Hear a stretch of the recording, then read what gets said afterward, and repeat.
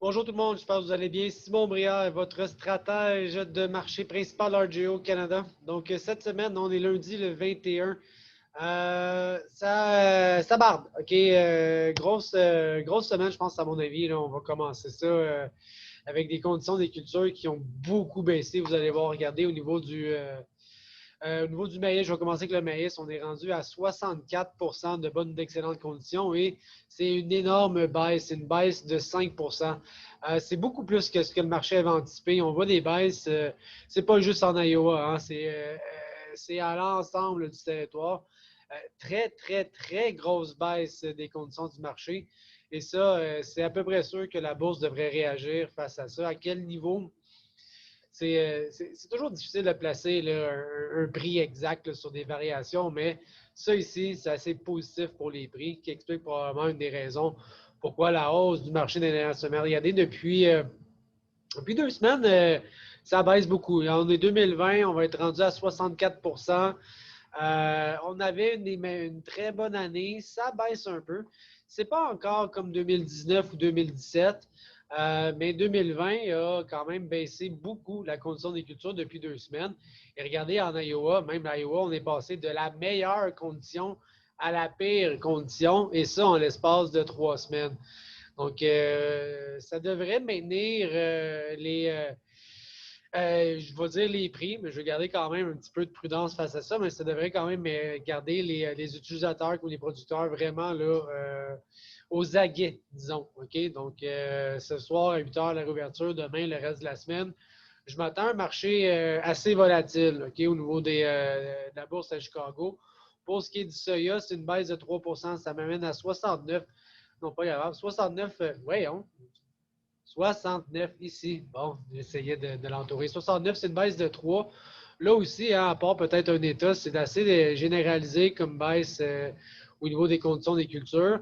Cependant, c'est beaucoup moins pire quand on regarde les historiques des dernières années. Donc, 2020, oui, a baissé depuis 2 semaines, mais se maintient quand même très bien par rapport à 2018, 2017, 2019. On a les grosses années de 2016 au niveau des conditions, qui s'est traduit par des rendements très forts aussi. On commence à s'écarter un peu de 2016. Au niveau du blé printemps, on est un petit peu à la hausse, 1 71. Et là, ben, le blé printemps se maintient quand même très bien là, dans les historiques des 5 dernières années.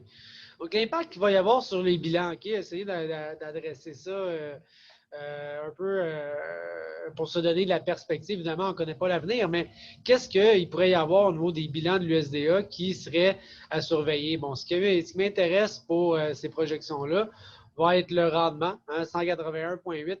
Le Pro Farmer qui confirme quand même que les rendements qui vont être bons, avec l'état des cultures qui baisse, possiblement que 181,8, ça semble, je ne sais pas si ça va être optimiste, mais d'avoir beaucoup mieux que 181,8 à ce point-ci avec la baisse des cultures, c'est peut-être un petit peu plus difficile à atteindre. Peut-être les probabilités ne sont pas impossibles, mais sont plus faibles.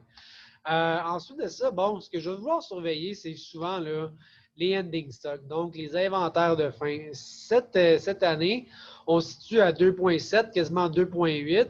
Et réellement, pour avoir une accélération, disons, des prix au niveau américain, quand je prends les inventaires de fin par rapport à la demande, 2020, on est ici. Donc, on a des ratios d'utilisation excessivement élevés.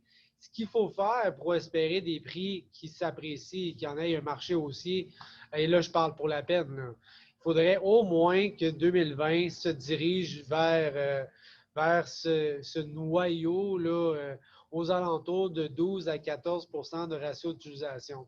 Pour mettre en perspective, comment on fait pour obtenir ça?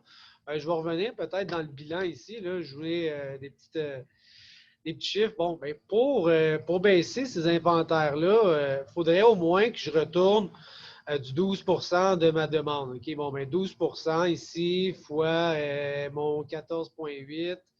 Ça me dirait qu'il faudrait au moins que j'aille 2 à 2,1 milliards. OK? Bon, à ce moment-là, il faudrait que le calcul que je fasse, il faudrait au moins, là, et là, je vois très vite, il faudrait qu'il y ait peut-être 600 à 800 millions de boisseaux qui disparaissent aux États-Unis, qui ferait en sorte que mes inventaires de faim baisseraient à des niveaux un petit peu plus serrés, qui suggéraient que on a moins d'inventaire. Mais là, si je baisse la production, il ne faut absolument pas que je baisse la consommation. Parce que si la consommation baisse parce que le prix a trop monté, je retourne dans cette réalité qu'il y a trop d'inventaire par rapport à la demande. OK?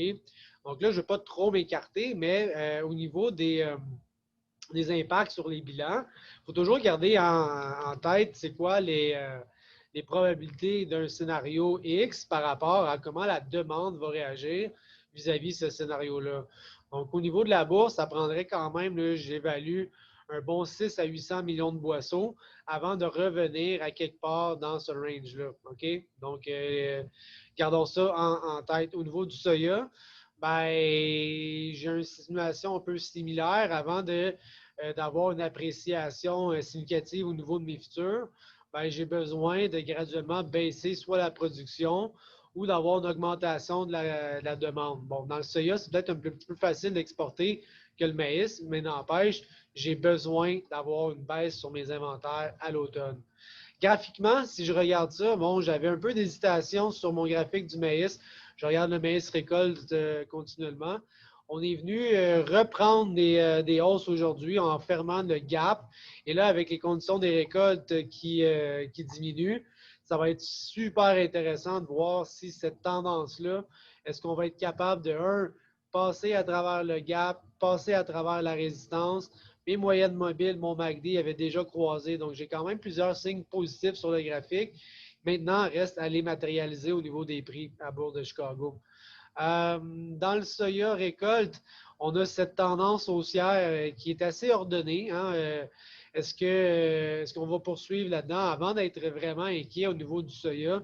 Je pense qu'il faut regarder les moyennes mobiles, il faut regarder le MACD et peut-être ces résistances-là. Pour l'instant, dans le soya, petit train va loin. On reprend des hausses des prix depuis le mois de mai. Ça ne se fait pas en ligne droite, mais ça se fait bon an, mal an quand même. Maintenant, au niveau du blé feed, on a cette ligne de tendance-là ici qu'on est allé s'accoter. Peut-être un signe de renversement au niveau des prix. Est-ce qu'on va avoir une baisse suite à l'atteinte de ces objectifs-là? Encore là, on va surveiller si maïs et le soya s'apprécie de 1, 2 ou 3 % Est-ce que le blé va suivre lui aussi?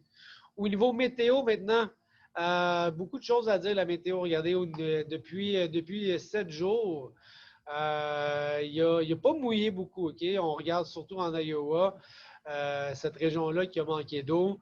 J'en ai pas encore reçu dans la dernière semaine. Et là, regardez, même depuis les 60 derniers jours, OK? Donc, 60 jours en pourcentage des normales, l'Iowa ressort fortement. Donc, l'Iowa qui aurait reçu là, environ la moitié, tout au plus, des précipitations normales. C'est majeur dans un été ou aux États-Unis. Et ça, c'est majeur pour avoir des rendements super bons. Donc, c'est à surveiller. Et là, cette semaine, disons, comble de malheur, il annonce encore très chaud. OK? Donc, cette région-là, il va y avoir des températures de 90 à 100 degrés Fahrenheit et il n'y aura pas beaucoup de précipitations. Il va falloir attendre jusqu'à samedi le 29 avant d'avoir des températures qui vont baisser au mercure.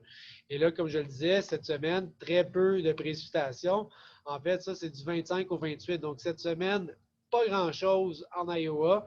Il va falloir attendre à possiblement la semaine prochaine qui m'amène aux alentours du 30 au 1er septembre avant de voir des précipitations, en fait des probabilités de. À date, les probabilités cette année n'ont pas été super bonnes dans le cas des précipitations en Iowa. Donc, semaine de chaleur, semaine de conditions qui va probablement se dégrader encore pour lundi prochain. Faites attention au niveau des marchés financiers à la bourse de Chicago. Les conditions des récoltes qui baissent avec les consommations qui ne seront pas modifiées encore pour une couple de semaines. Cette semaine risque d'être assez occupée au niveau de la bourse à Chicago. Donc, des questions, on est là. Bye.